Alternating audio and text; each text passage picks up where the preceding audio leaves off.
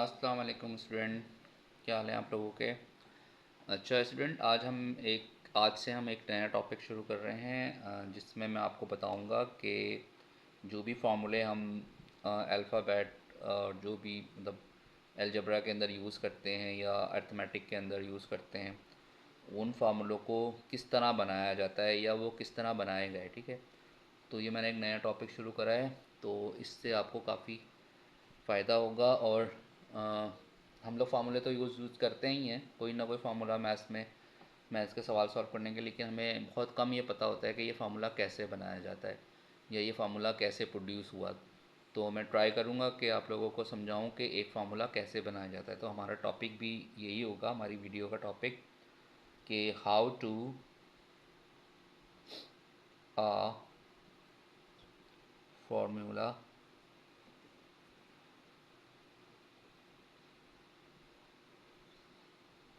Made. ठीक है, how to a formula made यानी एक फार्मूला कैसे बनाया जाता है या कैसे बनाया जा सकता है या किस तरह बनाया गया या उसको प्रोड्यूस कैसे किया गया, फर्स्ट टाइम जब बना होगा ये फार्मूला तो कैसे बना होगा। चलें हम फॉर एग्जांपल आज एक सिंपल सा फार्मूला लेते हैं अलजेब्रा का, जो कि बहुत ही कॉमन है। A plus B whole square is equal to A square plus 2ab plus B square. ये कॉमन सा फार्मूला है, आप लोगों ने काफ़ी दफ़ा यूज़ करा होगा इसको, लेकिन कभी आपका ध्यान ये नहीं गया होगा इस तरफ कि ये फार्मूला कैसे बनना, यानी कि इसको किसने बनाया और कैसे बनाया। देखने में तो ये दोनों साइडें यानी लेफ़्ट हैंड साइड और राइट हैंड साइड एक दूसरे से बिल्कुल अलग अलग लगती हैं। फिज़िकली तो कोई इनमें रिजेम्बलेंस नहीं है, लेकिन एक्चुअल लॉजिकल जो है ये एक दूसरे के बिल्कुल बराबर हैं, एक दूसरे के बिल्कुल सेम है। मतलब इसका ये मतलब है और इसका ये मतलब है। अब वो कैसे, वो मैं समझाने की कोशिश करूँगा आपको कि ये फार्मूले की दोनों साइड्स इक्वल कैसे होती हैं। तो चलें ट्राई करते हैं। पहले हम इसको लेफ़्ट हैंड साइड को ले लेते हैं खाली। तो take left hand side which is a plus B whole square. ठीक है, ये हमारी लेफ्ट साइड है।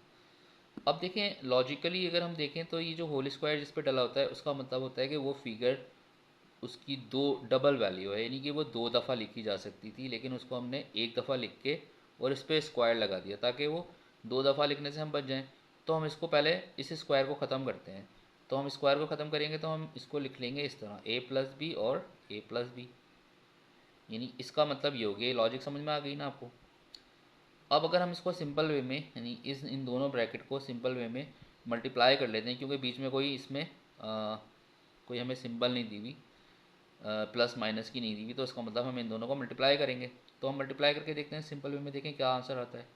ए को ए से मल्टीप्लाई करा तो ए स्क्वायर हो जाएगा, ए को बी से मल्टीप्लाई करा तो ए बी हो जाएगा, बी को ए से मल्टीप्लाई करेंगे तो ए बी हो जाएगा, और बी को बी से मल्टीप्लाई करेंगे तो बी स्क्वायर हो जाएगा। ठीक है, ये हमारा तीसरा स्टेप आ गया। आगे हम मज़ीद इसको सॉल्व करते हैं सिंपल में। तो ए स्क्वायर ऐसे रहेगा, ए बी और ए बी आपस में प्लस हो जाएंगे, यानी ये वन ए बी है ये वन ए बी है, तो आपस में प्लस होने के बाद ये दोनों बन जाएंगे टू ए बी। ठीक है, और ये बी स्क्वायर भी ऐसे ही आ जाएगा। अब देखें फार्मूले की ये कौन सी साइड आ गई, फार्मूले की ये आ गई राइट हैंड साइड, जो मैच कर रही है। ठीक है, फिज़िकली मैच नहीं कर रही थी, लेकिन लॉजिकली मैच कर रही है। लॉजिक लगा के देखी ना आपने, मैच कर रही है।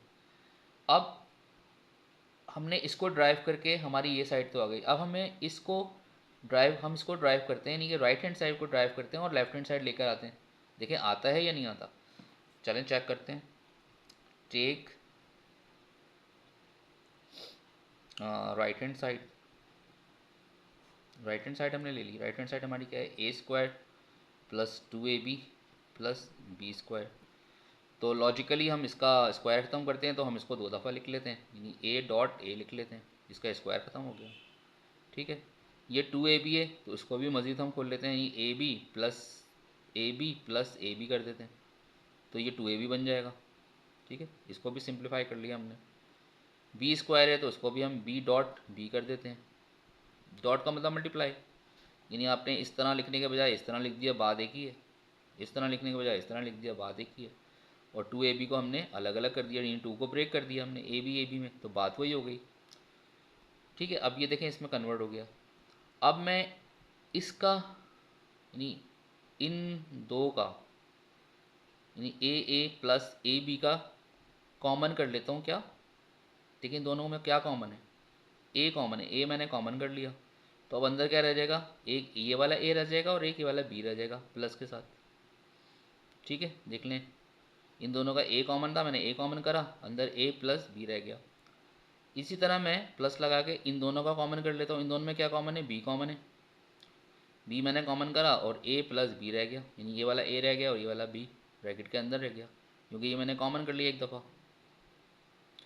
ठीक है, अब देखें इस पूरी साइड में और इस पूरी साइड में क्या चीज़ कॉमन है, यानी ए से ये प्लस के निशान से इधर देखें, इसमें और इसमें क्या चीज़ कॉमन है, इसमें ए प्लस बी और ए प्लस बी कॉमन है, जो दोनों में मौजूद है, उसको मैंने एक दफ़ा लिख लिया। ये देखें मैंने एक दफ़ा लिख लिया।